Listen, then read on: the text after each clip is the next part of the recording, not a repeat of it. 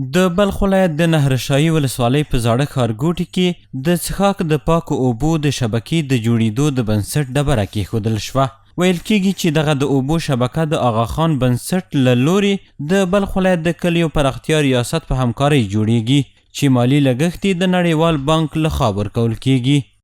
د اوبو پروژه د بلخ ولایت د نهرشاهي ولسوالۍ د شهرک کونه په کلي کې افتتاح شول چې د دې تمویلونکی بانک جهاني دی او تطبیق کننده مؤسسه چې د آغاخان دی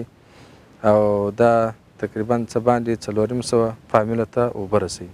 همدارنګه د دغې شبکې د رغونې مسؤل وایي چې د اوبو دغه څاه به 150 متره ژوروالی ولري او ډاډ ورکوي چې دغه پروژه به د 6 میاشتو څخه په کمه موده کې په معیاري ډول ورغوي.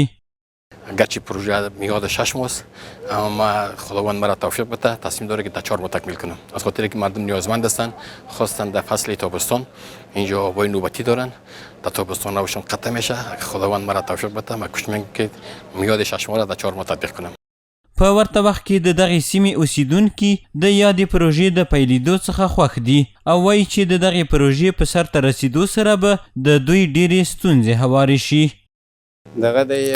موږ مشکلاتونه د اوبو درلود چې ورغله په 100 کیلومتر کې به موږ اوبه د موږ ماشومان راوړلې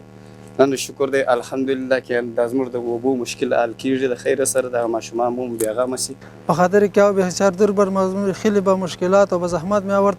الحمدلله امروز که شما آمدین اینجا و افتتاح میشه مردم بسیار خوش هستند الحمدلله که نمیکار خوب است و مردم بسیار خیر میشه بیخی با مشکلات مردم. د یادونې وړ ده چې د اوبو زیرمه کولو په دغې شبکې به نږدې 7 میلیونه افغانۍ لګښت راشي او شاوخوا 450 کورنۍ به له پاکو صحي اوبو څخه برخمنې شي.